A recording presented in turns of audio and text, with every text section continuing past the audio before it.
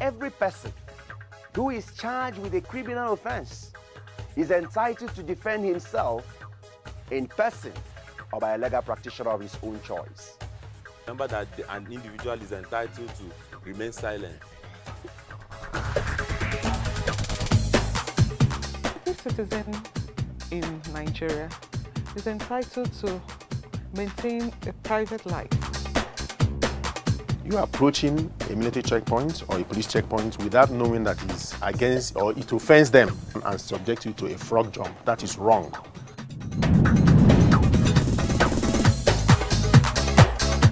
Hi, you're welcome to another fresh episode of the program Justify Nigeria on the Advert Cable Network Nigeria ACNN Television.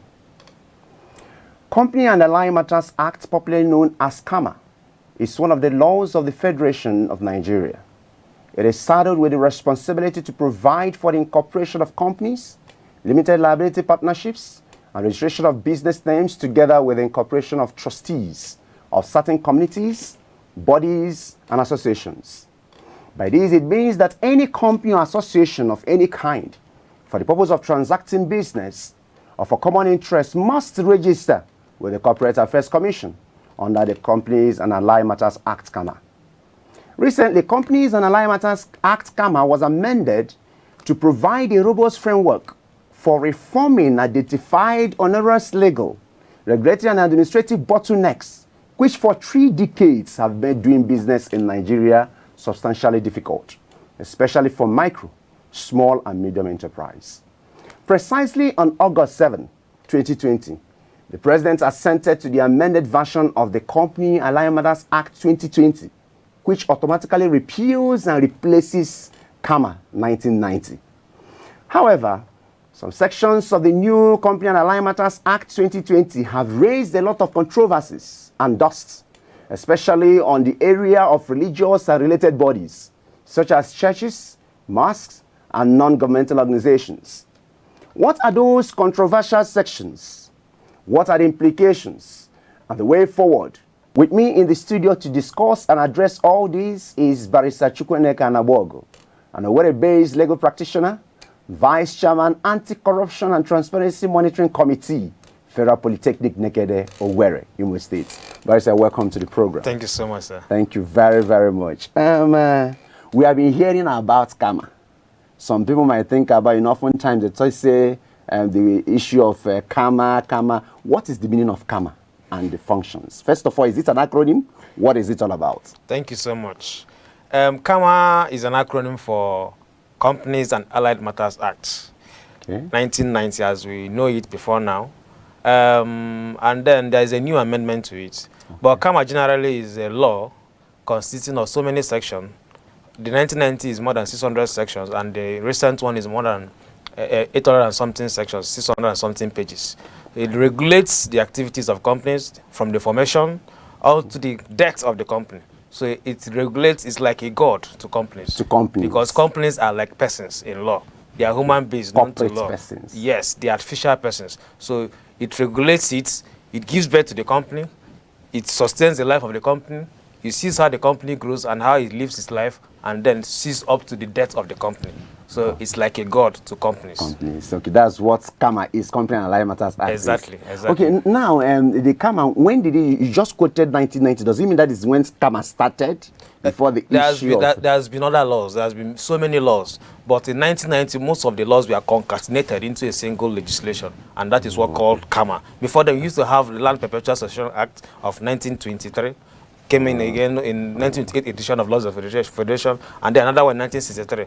But with 1990 CAMA, most of the laws were concatenated, and that Land Perpetual Succession law was also repealed. So CAMA is an agglomeration of so many laws into one. Yes. And it took effect 1990. 1990. Okay, and you are not saying there is some like a god to companies. CAMA is like a god, exactly. Okay, so from what you've just said, it means that before you transact any business or company, you must register with the Corporate Affairs Commission. Am I correct? You are both correct and wrong. How? Correct in the sense is that you can transact the business as an individual in your own personal name. You can before we get the educator, that CAMA, does it have any parts? What I mean, maybe, is there any levels of registration of companies and all that? Maybe limited, PLC, and what have you? Yes, that I will get into that. Okay. Yes, so you can transact a business as an individual in your own personal name. You can own a shop. You can own anything you want to own. It's unlimited. Nigeria is a capitalist country, so you can own anything. You can do any business in your own name. Although there are some restrictions in some areas that you cannot do business in your own name. But we are not going into that. But then, if you want to transact a business in another name other than your own name, you have to have it registered. So if it's not registered and you are transacting a business that is not in your own name, it is as good as you are committing fraud. You are deceiving people. So you have to get registered with CAMA in accordance with the rules and the regulations of the Companies and Allied Matters Act. Okay, so now you just said you can do something in your name. So what are those parts of registration you talk about? Maybe company or business. Do they have parts in CAMA? Maybe. Yes. We have a limited liability company in the old law. We have the limited liability company. That's the one we probably call limited. Limited, you call it limited. So under that, you can have 2 directors, at minimum of 2 directors. But with the new law, as it is, one person can form a company. So only one person can be a director. Only one person in can a limited liability be a company. shareholder. And there are exemptions for company secretary with the new law. So under the new law, you can have a limited liability company. Limited liability company means that your liability is limited to the number of shares you have. For example, if you are in debt to a tune of 1 million, and you personally have 10 million with you, and you have like 2 directors, your own liability is to the extent of 500,000. The other person brings 500,000. That is why it's called limited liability company. But when you have unlimited, as is in the old law, when unlimited liability means that you personally can be caught, and then you pay for whatever liability and whatever asset to be shared in the same way. That's the meaning of unlimited. And then you have PLC under the old law. Even as it is in the new law, you have a public limited liability company where members of the public are free to subscribe to shares in your company and buy shares and become members of your company. So under that, you have that as limited liability company. But you also have business names.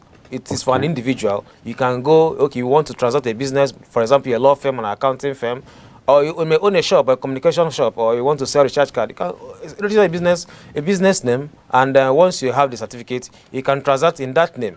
But if you are being sued, that is different. You cannot be sued in that business name. You can be sued as Emeka Okeke, transacting under the name of, or doing business in the name and style of Okeke and Sons. Okay, so it must be known to law. It must be known to law. So that one is business name. But we have other ones that has to do with associations, groups, religious bodies. That one has to do with registered trustees, or we call it incorporated trustees under the new law. So under that one, you can be sued and sue in the name of that incorporated trustees. So as I am now, I can own a business name on my own name. Exactly. Just register it, and it becomes legal and known to law. And known to law, exactly. So what's different between that of personal registration, maybe on my own name, and oftentimes we see maybe Fidelity Bank PLC, or we see Ekenedirichukwu Transports. What is different between those PLC and private ones? Is there any advantage that the PLC have over limited liability company limited? The advantage the PLC has is that when you seek funds, you can go to public to seek funds. But when it's private company, it's only people that are known to you. So you open the business with people that have like minds with you, people that you know, people that you trust, people that share the same identity with you, people that you know that have the finance and capital to do the business. But when you want to register a PLC, it means you are going to the public. So it has to do with another aspect, which has to do with your credibility. How are you well known to people? What are your services? Will people like to subscribe to your shares? Are you trustworthy? Will you collect money from people like we have seen in Nigeria some years ago? People collect money from the public and then go under the carpet. You don't hear about them again. So these are the things to check. And you check the kind of company you are doing. There are some companies there are some businesses you cannot do without being a PLC. Okay. For example, if you're a bank, a financial institution, a bank, commercial bank, there is an extent of transaction you can do, you must have to be a PLC. So under the law, there are some regulations outside CAMA that requires that you must be a PLC before you do that particular kind of business. So that is what the law is all about. Thank you very much. 1919 CAMA has been amended to 2020 CAMA. There are certain provisions that are indeed controversial. What are those controversial sections? Many of these and more we're going to get after this time out. Please do join us again. I believe that we Christians are responsible citizens.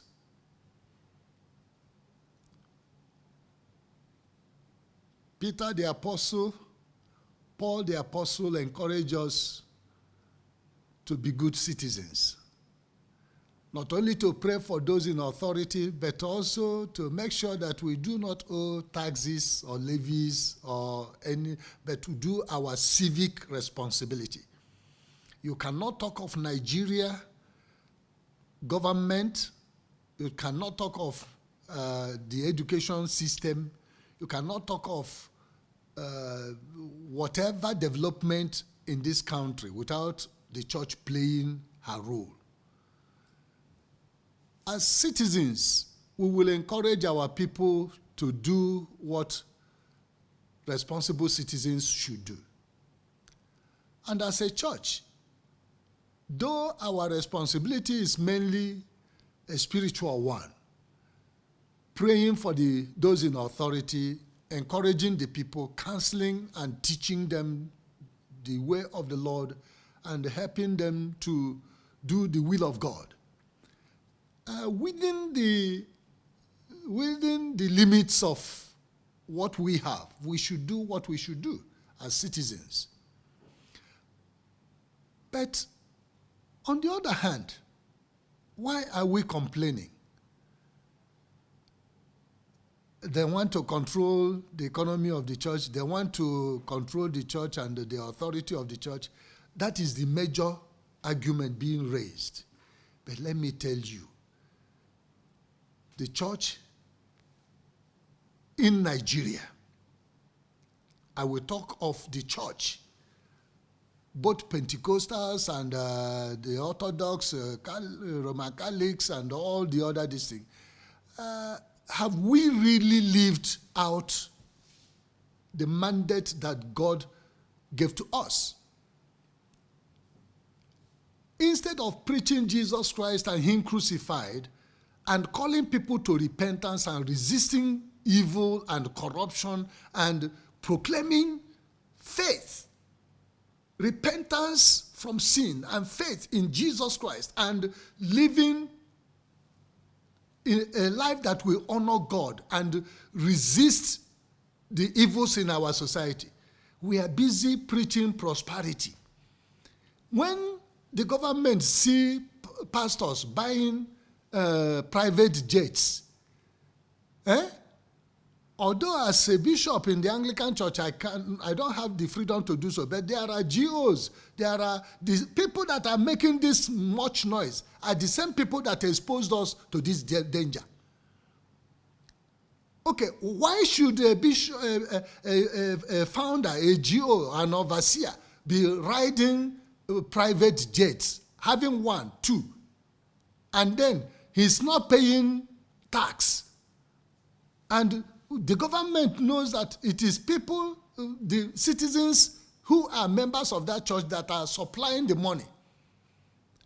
When they give private jet gift as a birthday gift to a GO, do you think that the government will just fold their hands and then be taxing Shell BP, or the Fort Oil? No, even those men, they have not displayed their wealth as our so-called men of God have displayed their wealth. And this is we are under an economic pressure. And the government is fighting hard to look for money to sustain the operations of the government. And then somebody will be riding a private jet and you are not asking him. And then you go to the market and the woman that is selling groundnut oil, palm oil, and this thing every day, she will be taxed, paid, and she will pay. No. We expose ourselves. Jesus said, I'm sending you as sheep among the wolves. Be as wise as serpent and as innocent as the dove. And then we come out and we are doing gara-gara. We are living in Babylon. If you don't know, this is Babylon. And you cannot be in Babylon and live according to Babylon, and you will not do the duties of Babylon. We are heavenly bound. And when we begin to emphasize things, promoting materialism, showing off that this is how you know who has arrived, who is a successful pastor. It's not a faithful pastor. It is the pastor that makes the much money, rides the big car, and flies in private jets. So why wouldn't they tax the church? Unfortunately, not only taxing, but pastors are being targeted now for kidnapping and for other things, because some of these people believe that the church is swimming in money. But you and me know that it is not true. It is the picture we have painted and what we have held up instead of righteousness, purity, holiness, justice, and help for the downtrodden. We have held up prosperity.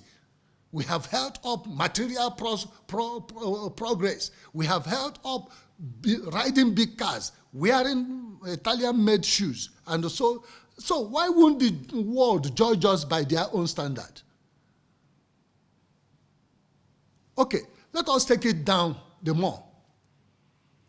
That law was not a decree that just flew out of the desk of the president, Buhari. It didn't come out as a military decree. It went through the process of lawmaking. Are there no Christians in the National Assembly? Are there no Christians there? When they were doing the public hearing, did they let the pastors know? Did any of us present any position paper rejecting and objecting and saying it cannot be implemented? Did we do that? When it went through the readings, first reading, second reading, and it is passed, what did we do? And now it is signed into law. You begin to make noise. It is already a law. Even when Daniel knew that the king has signed a law that was even contrary to him, he did not stop doing what God wanted him to do. Thank you for staying tuned. We still have in the studio Barrister Chukwuneke Anabogo, an Owerri-based legal practitioner. Barrister Neke, before we went for break, you are trying to tell us the advantages which you have made clear. And I know when you started, you said there is a new law that have been amended to replace that of 1990, which is 2020. Exactly. And it has been trending that, so let's say some group of people, or there's some controversial sections in that got to do with religious bodies, and certain religious bodies, you know, find it controversial. Can you tell us what that section is all about, and interpretation, and what you think that made them they are crying out and all about that? Thank you so much, Reverend Barrister. If you look at the law, there are so many amendments to it, there are so many improvements, there are so many innovations, and the idea of the government in doing that is to make registration of business and business in Nigeria very streamless. Unfortunately, as a new law, it's cumbersome and it's too technical, and I can bet you that many lawyers still don't understand it. There are more than 870 sections and regulations attached to it. I, for one, have not finished reading everything in that law. So it presents a new case and a new disturbance to the practitioners, and it will take a lot of time for us to really understand the law.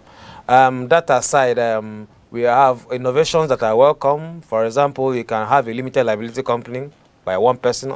Before it used to be at least two. But now you can be a one director. person alone can be in a company. And there are two innovations that in a public PLC, public limited liability company, you cannot be a director in many companies. Before, you can see in all the banks, one person being director, First Bank director, Access Bank director, this director, that. But as it is now, it is limited, and then so in order to give room for other people to grow. It's a new innovation. And then when it comes to payment to pay for registration of charges with CAC, some of them have been quite reduced, but there are some cumbersome aspects. Okay. When it comes to religious body, first of all, you need consent of the Registrar General, and has never been there.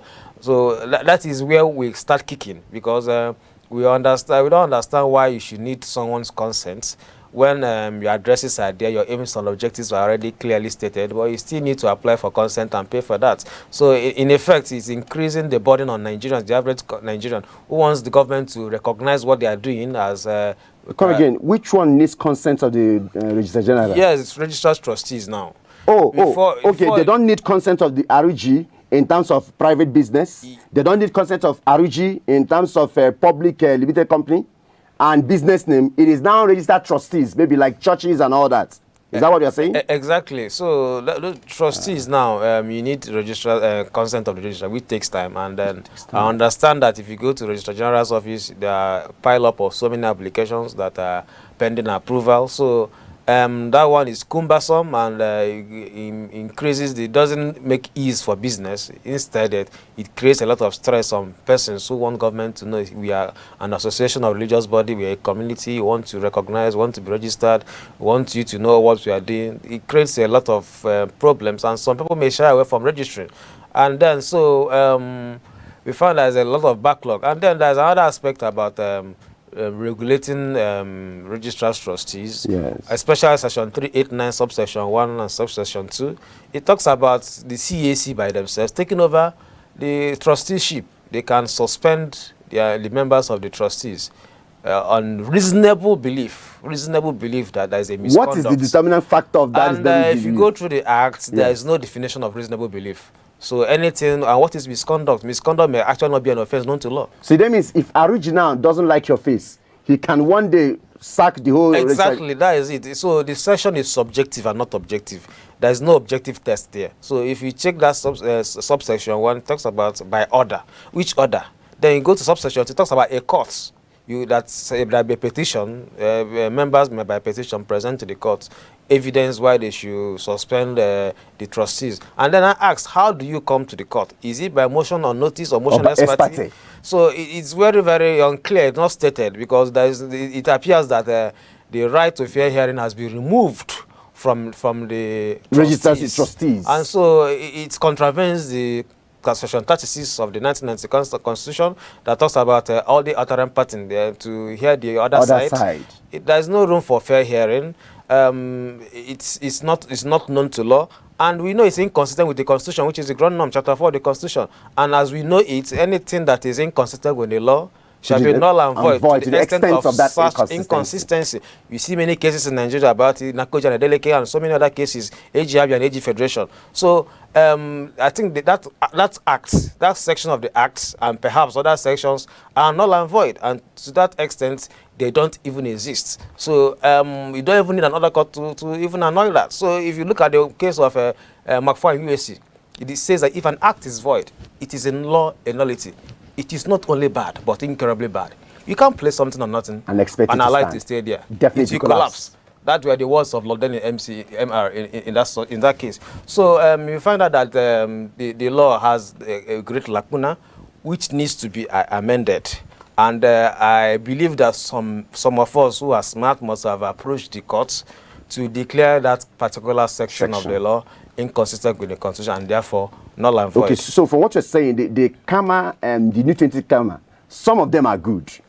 But these ones that you are discussing now is totally, in fact... There's no room for fair here. I accept that provision that when there is financial irregularity, and financial irregularity should be detailed in the law. There should be detailed on how finances... What good? And there should be a regulation stating how the constitution of those registered trustees should run. And so that it to be clear when they've offended the law. But when it's not clear and it's subjective, and when it appears to have a... Do you think it's a way of maybe trying to attack or witch hunt these religious, but like mosques, churches, or NGOs? I wouldn't say. No, I'm not here to criticize the government. I'm here to educate the members of the public on points of law. But I believe people can use their tongue to count their teeth. Okay, but now, if somebody is aggrieved, what are the steps taken You know, for example, this law now that is raising controversial things, and people are, what are the laws? Is there any law to be taken to amend it, or what are the laws to change it?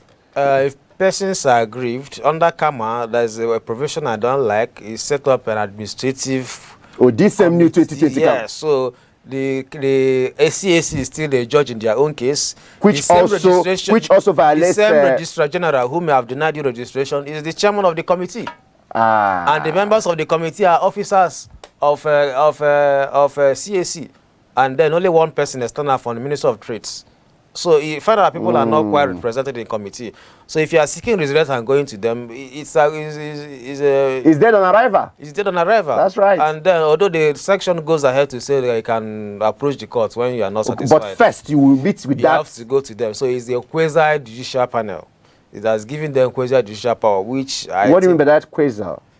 It has given them judicial power, but they're not judicial officers. Okay. So that's why you add quasi to it. But when they're acting as judicial officers, but they're actually not. So that is the problem with that. Then the other procedure is for Nigerians they can go to court, approach the court to declare those sections null and void. And then if the court, but problem in this country is government officials adhering to rule of law, obeying court order. That is another problem. Then the next solution, which is a bigger solution, is to call for an amendment. And that is what we should do. We have representatives. The National Assembly? More than 300 of them. So you can approach one of them from your constituency. To move a motion. You can lobby. The churches can come together, who are mostly affected. The religious bodies, they can come together. They can meet one or two of them, lobby, the ones who are strong. And with time, we have them amended. Because before President Muhammad Buhari signed it into law, there have been protests because the thing stayed on the table for a long time. And it's unfortunate the churches who are now making noise didn't do anything at that time. They didn't go to the National Assembly. They didn't make any move. There should be lobbying. So in the video we just watched, that means you're agreeing with the Prime Minister to an extent that churches didn't do what they're supposed to do. Yeah, they didn't do what they're supposed to do. They are being docile. They're supposed to be active participants in whatever is happening in the country. And even if there's no public hearing, they should have shouted. They would have, had a march, very peaceful march. They should have even courtesy visit to the senior president. This is what we want, and they should participate in what is happening. That is what is called lobbying. Whether in the Nigerian sense or an American sense, you should lobby, and that's what I think they should come together and do. And the churches, they have an umbrella like Christian Association of Nigeria. They can do something. The Muslims, I think, they can do something, and other persons who are involved, they can do something. So there is still room for amendment of the law in accordance with the Constitution. Thank you very much. What's your advice in few minutes to the general public? The advice to general public is that they should comply with the law as it is. For now. Once a law has been signed into, once a bill has been signed into law, it becomes an act, and it is extant law. Just like what the Prime Minister says. So we should call it. They should obey. So in totality, with His grace, the Prime Minister, what he said, we should comply with the law. They should comply with the law, and then they can sponsor a new bill, because that's one thing I want to say. There is no law per se governing NGOs and governing churches.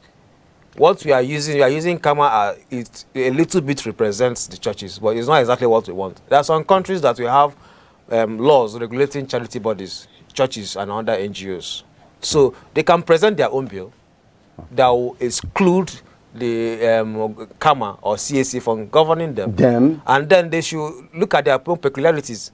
Like KAMA that was saying that they should take over trustees and appoint managers. Where would the managers come from? If the trustees of Anglican Diocese of Abuja has an issue and is taken over, will they get somebody who is a Catholic or a Muslim, and brings him there, or a Muslim or a pagan? So so there should be a new law. They should come together. Can come together. You have good lawyers. I'll make myself available if you consult me. Thank you. We draft a bill and we send the National Assembly. There should be a bill that will govern it, that will religious body, take care of the peculiarities of the religious body. Thank you very much, Barrister Chukwune Kanebogo, all the way from Owerri, for enlightening us on these new sections, especially the controversial one of KAMA. Thank you. I hope next time we call you obligers. I will. Thank you very much. Wow, wow, wow, wow. Laws are made to govern people and to instill discipline and order in a sovereign state. It is also an important tool in any government to ensure proper checks and balances. It is therefore advised to adhere strictly to law in order to avoid any legal consequences.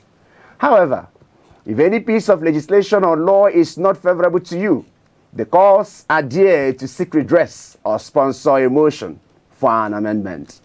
This is where we draw the curtain in today's episode of Justify Nigeria. Join us same time, same station on another fresh episode of the program.